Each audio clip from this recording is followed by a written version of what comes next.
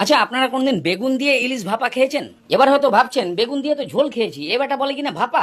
তবে আমি বলবো কায়দাটা খালি দেখে রাখুন, একটা আইটেমেই ভাত সাফা। তাহলে প্রথমেই ভাপা মশলাটা বানাতে হবে। 1 চামচ কালো সর্ষে আর 2 চামচ পিলা, এবারে 2 চামচ পোস্ত আর 3-4টে কাঁচা লঙ্কা দিয়ে জল দিয়ে বেটে করে ফেলুন গিলা। তাহলে ভাপা মশলা রেডি।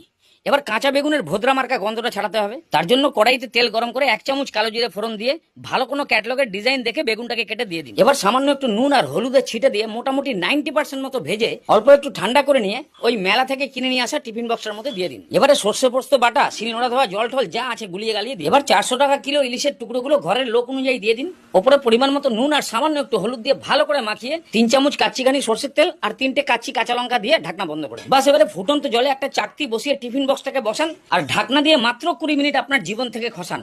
বাস রেডি। এবার নামান, ঠান্ডা করুন আর ভাত দিয়ে খান। 1600 টাকার ইলিশের টেস্ট আপনি এই 400 টাকাতেই পান। Super duper test.